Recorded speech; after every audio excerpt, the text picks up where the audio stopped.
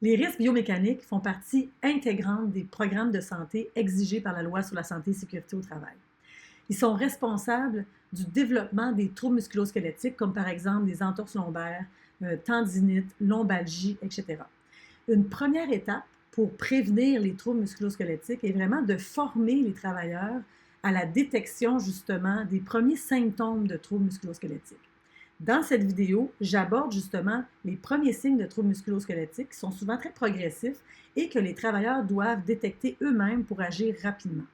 Je m'appelle Pascaline Éloi, je suis ergothérapeute et ergonome et j'aide les travailleurs et les entreprises dans leur santé au travail par le biais de conférences, de formations et de consultations. D'abord, les symptômes de troubles musculo-squelettiques, les symptômes physiques sont de la douleur, qui peuvent être au niveau des insertions des tendons, les articulations, même dans les muscles. On a parfois des raideurs, surtout le matin en se levant. On peut ressentir une perte de force musculaire aussi. Il peut y avoir des picotements, des engourdissements, par exemple, au bout des doigts ou dans un endroit au niveau du corps où serait situé le trouble musculo-squelettique. Et finalement, on peut constater des fois des gonflements, de la rougeur et même de la chaleur à une articulation en tant que telle. Il faut comprendre qu'il y a une évolution dans les symptômes.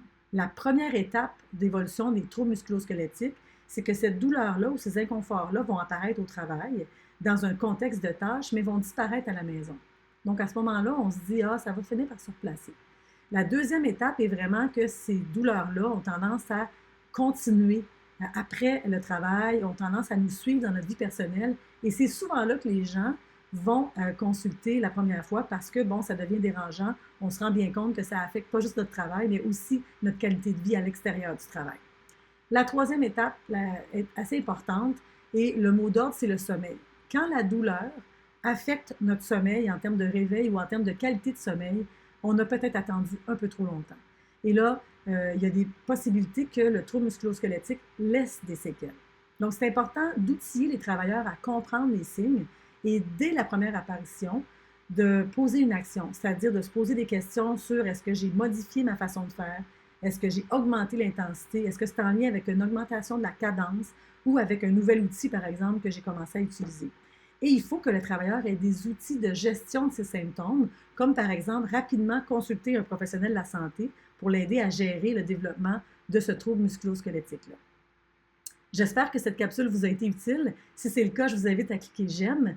Et si vous voulez plus d'outils de stratégie de prévention des troubles musculo-squelettiques, je vous invite à télécharger la trousse gratuite Micropause. Vous avez juste à cliquer dans le lien dans le descriptif plus bas. Je vous invite aussi à partager cette vidéo si elle peut être utile à quelqu'un d'autre. Donc, je vous souhaite une bonne journée. Merci pour votre écoute.